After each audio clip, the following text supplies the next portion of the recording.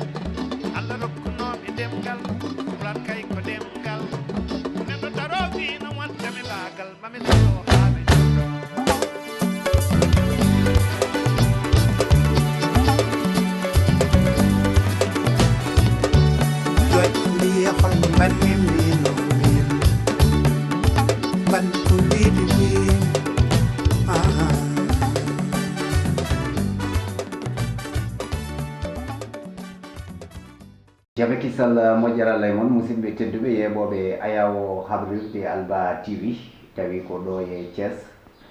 en calmini bandiraɓe fof en beltanimaɓeɓe en garti e yewtere meɗen joyoɓiri woni tonggode jeyoɓiri hanki moon e hande men hande noon eɗen jogui koɗo mo ganduɗa ɓiɓɓe leydi Sénégal mbaɗetaki ɗum présenté saabu ina gandi holi kanko ɗum noon mi jurnotako hen mi tottanmo konngol o wiyete noon ko Ismaïla Sow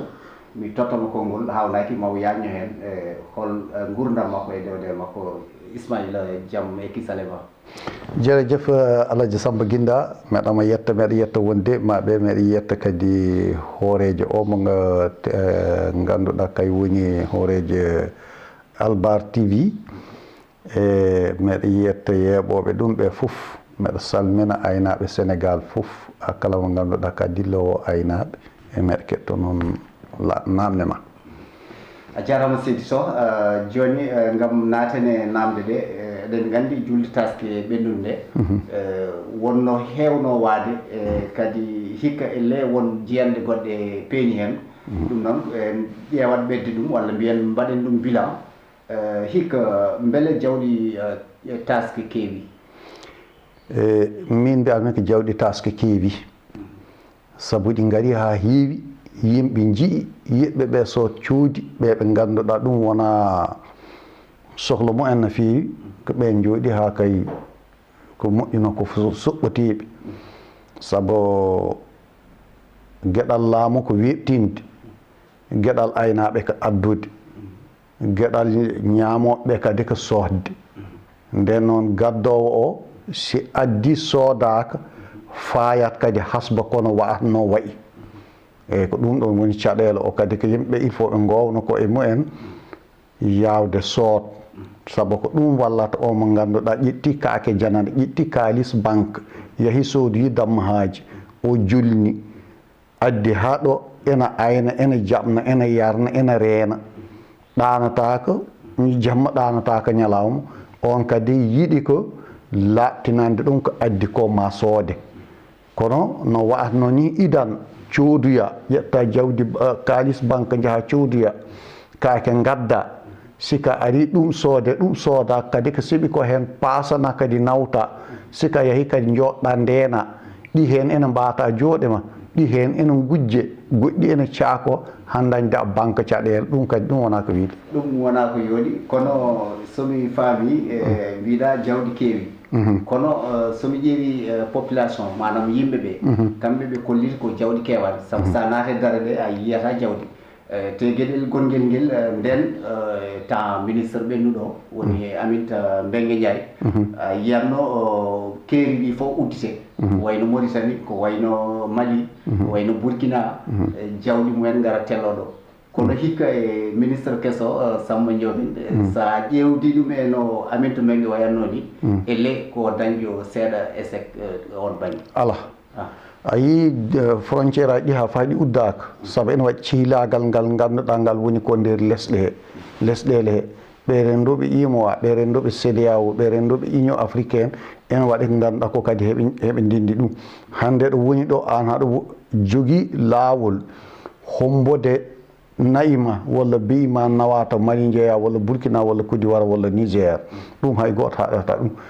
woni ko ɓe addatnoɓe ɗo kaake mumen perte o mo yahamo muuse yimɓe he saabu yimɓe ɓe jooɗoto ha dernier minute ɓe garata ɓe cooda de kadi yimɓe dañdi caɗele a banque ji he hikka de banque de ministére uji ɗi ɗi ganduɗa kay woni Abdoulaye Daouda Diallo o jogueɗo ngaalu lesdi ndi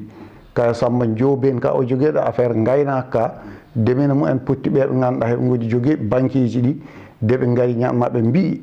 aynaɓe ena ɗumen jogani 250 millions ko yoɓaka ñamale ɗe ganduɗa ɓe gaslena heɓe coodo e jawɗi taske pour ɓe jeeyta ɓe jooɓa ɓen noon haɗi ɗumen wawde yoɓ par ce que koɓe ko cooduynoɓe mbawa ɗum yeey neɗɗo noon sika yeeyani ene laamu jeeya jawɗi yimɓe ɗi saabu laamu wiyatma tan ko addu so addi wima mami mo ƴeeɓe mami ɗumen a yoɓata taxe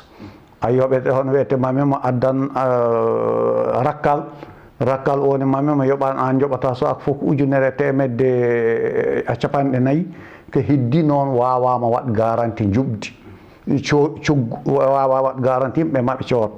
sika yeeyani kadi ne wona laamu wiyatma min mami soot ko heddorno ko so yoɓani ñamani kadi laamu wiyatama ko min yoɓanatma ɗum ko an yoɓat walla naweɗa lawol yanama ɗum noon tagide hikka ɗum nde kaali minen ɓe heyniɓe aynaɓe min mbiɓe kala ko waɗi ɗum ko onon saabu oɗo gadda so haɗa addatno temedere addu 60 sa yeehi 60 ha usti jaaha kadi cottoya gadda eyyi sika tawi an ala ɗum ɗon foof noon a wiyama addu tan jaaha ƴetta jawdi janandi cooda kaake ɗe gasata diggina doɗoɗa gaay siko ɗum waɗi kala ko dalma hen ko an nawri ɗum hoorema de yimɓe kadi ko joguiɓe téléphone aji mumen si jaahi a daara he ene jeeya a marché ji ene jeeya siko tawi marché o yahani sa noddi codannoɗo to labdima hono marché o way mbiɗa ɗum mbo yahani si ene heeɓino sood temedere sodata ko 50 saabu anda si addi yeeyata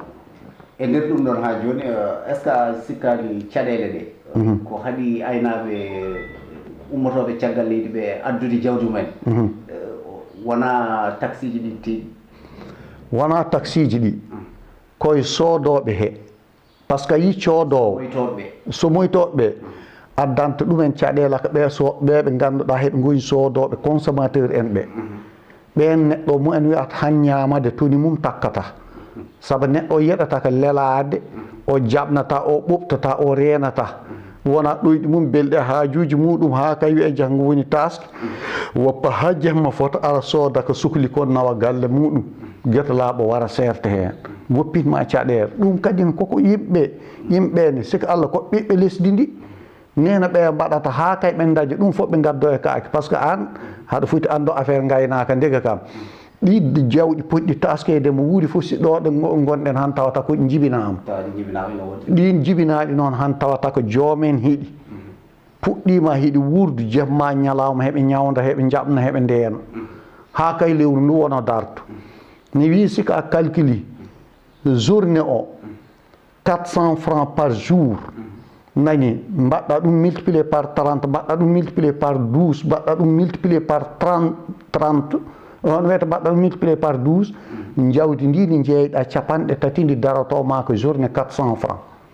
sans compte noon ko mbaɗɗa ko ƴeewa noon sa ƴeewi ko mbaɗɗa ko hen eyyi nder ɗum ɗon ha joni fof e waade noon mais aɗa andi yimɓe ɓe e nder leydi Sénégal fawaɓe doole ɓe ɓuuri hewde e hewɓe doole ɓe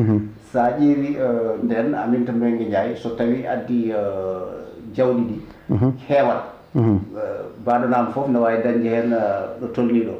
kono hikka affaire o tiiɗi ha ganda a yiyat jawguel tokosel fawe kalis ha heewa ɗum ne holno pamirɗa ɗum eyyi ɗum pamimi ɗum tan Samba foof ko yimɓe he a yii si neɗɗo ummima guila law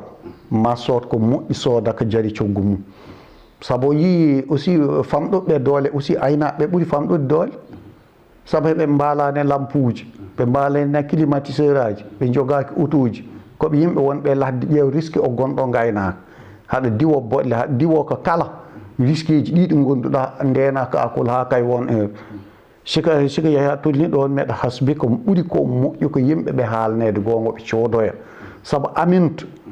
wonko dajatno kayne jahatnoɗa guete laaɓi dammaji jeeyaka ko fera ko to ko hen jawdi wallude yimɓe paas yoɓe nawtu kaake mumen wallude yimɓe carburant yoɓe nawtu eko okkataɓe ko rakkal pour yoɓe gurnir ɗin jawdi wona laamu tottata ɗum ɗon kadi ko basal ngal kañum avant ene yaaha wi ene yo yimɓe jooɗo ƴeewa ɗum ɗo hono ɓe ɗum déclare eyyi par ce que ko wawi hen won foof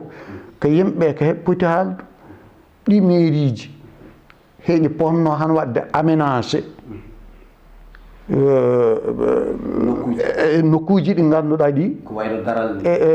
heɓɗo hay tawa ɗum hay wona daral ɗi soɓe mbaɗa aménagé espace goto mo ganduɗa mbe ɗum ɗo pendant hono wiyete so heddima balɗe sappo taske ɗum waɗete aménagé joni ɓe ƴetta an sa soodi jawdi gadda ɗon disdasi goɗɗo soodi jawdi adda ɗon resdira ɓe mbaɗa ɗon gardien ɓe woda ko mbaɗɗa voilà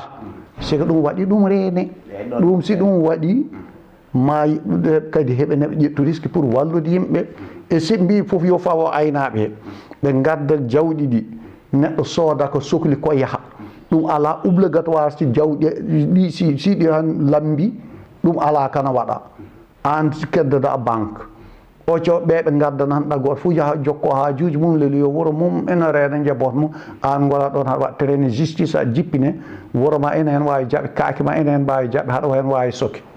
kadi ne ko probléme eyyi akulade kadi yimɓeɓe haɗata ɓe ummade sodoyde law ko caɗele guykaji ene wawi won isi ɗum ɗon kadi ko ni noɓe mbaɗi haaɓe ndeni pocheji mumen ɓe ndeni guure mumen ɓe mbaɗa noon haaɓe ndena jawɗi ɗi par ce que si wiyanoma tan neɗɗo sa sodani jawdi ko iddi balɗe sappo taske ma moƴƴatama yimɓe cood nden yimɓe cooda so wiyanoma tan si ɗum wonino tan diini l'islam wiya jawdi pour mbawa ɗum taske il faut jeeyadi balɗe sappo laaɓtuɗe ɗe an soodinde e kalisma nden yimɓeɓe cooda maɓe coodoy maɓe ɗum cood ɗum noon mboɗo sikki hakkude laamu e aynaɓe won ballal foti wonde hen mbete ngal ɗon ballal on tini ɗum tigui rigui onon eyyi aɗa andi gonɗen ko lisdi pamɗude doole par ce que ele waɗi ko ganduɗa ko aussi il faut jaɓen ɗum ko foti ko wona rôle hakkude pelle e laamu kadi laamu hoolata ko pelle saabu pelle ne koɓe wawɓe jambit koɓe haaloɓe koɓe waɗoɓe déranger laamu kadi ne hoolata ko ɗumen tottude won doole kono ene moƴƴi kam hande laamu daro walla aynaɓe a banggal renforcement des capacités manam ɓesdare ga banggal gandal ga banggal jiiki ga banggal miijo pour han mbawen yahdo jamano saabu jamano mo gonɗen o a yii ko tubakoɓe mbiyata ko changement climatique a yii hande probléme réalité ji kewɗe nder lisdi meɗen ɗi bakliyem ɗi bayliyem ɗi natti yahdude jamano nden kadine pour mbakleto ɗen wodana darori ɗen ɗum lamde ko heblare wondude jawdi saabu ko gandal ɗum sohli a gueɗe goɗɗe eyyi ko gandal e gueɗe goɗɗe onon aynaɓe ɓe no darorɗon ni no gurduɗon ni mete ala perguitte ɗe jiiɗon hen bawɗe hadde on yaade jaam si a yi perguitte ene keewi ɗum kadi woni ko aduna par ce que goo yimɓe gandida ko waɗate ko politique neɗɗo ene lamɗo laamu ko laamu jeeya haɗa lamɗo kadi keyniɗo ko keyniɗo jeeya enen kadi laamu kadine ene en tega place mo en potani tego sende tawino goto fof daari ko darde muɗum ɗum wonata caɗele kono ɓuuri ko hande addande yimɓe caɗele Sénégal ko politique Sénégal heew doole saabu yimɓe ɓe mbatti ɗum ko métier ɗum ɓe mbatti ɗum joni ko liggorgal sika ƴeewi a banggal adon he seɓɓe ɓe affaire communication ko ɓe ganduɗa ɓe onon wana moɗon ɓe ganduɗa ko on hono wiyete to jaaƴiyanko ɓuro toon haaldude ko politicien kaynama sportif eɓe sport a politique ɓe ciiɓe hande doole a aduna he e ko ɓen ɓurata layde aynaɓe ko yejjita e ko heɗen mbawi hay woɓɓe ɓe wona aynaɓe tan ɓe ganduɗa han ko tigui ɓe yeeso ɓe ganduɗa sika ƴeewi onon ko ɓen ɓurɗon heew ko laydat woni ɓe ganduɗa ko politicien ɓe kaynama sportif e ɓen kam hande ko ɓen ko aduna o foof hay ko banggal ɗum wona onon tan jaƴankoɓe Sénégal mais ko aduna o foof wayno eyyi joni sen ƴeewi en ƴiimima bila 2019 feete taske o hol wasiyaji mbawɗa hokkude laamu ngu e aynaɓe ɓe hitande aroon eyyi gokku min ko banggal laamu ko waɗata ko tan mbiyatmi yo waat o sawdo aynaɓe noon ƴeewana walliri pelle ha kay doole mumen ɓuura mawnu miijoji mumen ɓuura yaaj ɓe mbawa dekkade won caɗelaji go banggal aynaɓe heɓe ne ɓe mbiyatmi ɓe toujours ko yoɓe mbaɗat ko tubako wiyata ko anticipé ɓe kayni manam kala ko ene photo ko ɗo dondiɗa a huccanat ɗum guila law mais aussi principal probléme o mo ganduɗa ko caɗele mawɗo o joguimo consommateur ɓe saabu consommateur ɓe siɓe codanno guila law ɗum wonata caɗele addani en caɗele foof ko jiɗata jooɗo ha dernier minute yo gaynako o ayno kaake ɗe min de ummimi wuuram foof mi ara mi suuɓo hen ko jiɗmi ko cohlumi ko kadi ne yo wedda ɗum saabu woni yo yeeyam ɗum ko wiiɓe ɗum kadi nin ɗo saabu ɗon ko baggadiral hakkude consommateur e ɓe aynaɓe heeɓi si baali ɗi keddima siɓe gaari dernier minute ɓe tawi jawɗi ine keewi ko weeli ɗumen ɓe joɓata saabu ɗon kala ko joɓɗa gaynako o tottuma ukkirat tan yalta he yahda perte mum nani ko diɗɗi hombo siko yeehi ha kay ɗi usti noon garɗa tawɗa presque aji ustima ko moƴƴi heɓe ne ɓe joɓno ñamade mumen aynaɓe ɓe joɓnigol tan ko ñamale ɗe jawtuɗe ɗum noon jarama Ismaïla Sow no wayno yewtere meɗen huuɓi min beltima noon e tumande min nodduma jaɓɗa min notade jaɓɗa min kadi ne famminde ko fewti e nafoore gaynaka tengti noon e julde ɓennude nde caɗele kalanoɗe hen hollitanoma ministre ɓennuɗo mataw seeɓi oɗo ministre jiyande to batte gaddugol jawɗi ɗum ne kadi woodi ko kumpiɗɗa hen yimɓe ɗum noon ko weltare konguɗi cakkitiɗi tan ɗi mbaynortoɗa eyyi konguɗi ɗi mbaynotimi ɗi woni ko banggal jiiki eɗen mbawi o e hicci ɗum ɓuuri ɗum ɓoyde politique kono oɗo kadi noon ko ganda gaynaka de ganda politique saabu ene jangguide ko ɓiɗɗo gaynaka woni hen tan ko heeƴma tawa oɗo yiiɗa nakkoriji muɗum lettare eyyi kono kala ko wawi hen won ene ɗum andi eyyi ɗum kadi no ɗum metenen ni ɗum wona jawɗi manqude ko yiɓɓe ɓe coodi tan ɓeɓe ganduɗa noon ɗo seraɓe kam ɗum safani ɓeɓe jaharat tan ko sees kañƴe ɓe camcamɓe eyyi keddi noon meɗon yetta meɗon jarno meɗon doono vraiment yo Allah nawru Albar TV Allah ɓesdana on cellal ana wonde ma Allah okka en julde kewɗe a barke jomen wonde a cellal a ɓesdare a jarama seydi Sow ɗum noon en paami wonno koɗo men hannde yewtere men hanki men hannde moon ko Ismaïla Sow Ismaïla Sow noon eɗen nganndi ko kanko heewndi galle aynaaɓe te kadi ne ko gorko pullo mo ngannduɗaa ko jambar kiranowo pulaagu e kala ɗo jiiɗaamo kadi ne a tawdata makko pulaagu ɗum noon en jettimo en beltinima on kadi ne e ɗo wanno yewtere nde ko musidɗo moon Samba Djinda Ba yewtere men jeeyoɓiri gasi kono noon eɗen ɗamini jeegoɓiri e koɗo goɗɗo so jeeyɗo ñaawi en beltanima kadi wonɓe e diaspora ɓe ganduɗa kañumen e kala saaha ene batti haqqille mumen e ndeɗo yewtere woni ko wayno kisal deyirde pulagu ɓeɗon noon e gardegol ɓen ɓe ganduɗa ko wayno Yero Pullo Ba en wondude kadi e gonjol ka en toon to Canada e dendagal hettiyankoɓe yewtere nde ko wayno o musidɓe en wonɓe toon woni ko wayno biyeteɗo Amadou Moussa Diallo kanko addi dental fedde ɓamtore pular walla mbiyen tabital pularu Allemagne en beltanima mo en beltanima kadi e dendagal gendiyankoɓe e wonɓe e nder leydi Sénégal kamɓe fof eɗen mbiyaɓe yewtere moɗon hanki moon e hande men nani nde wayni moon hande en yewtera inchallah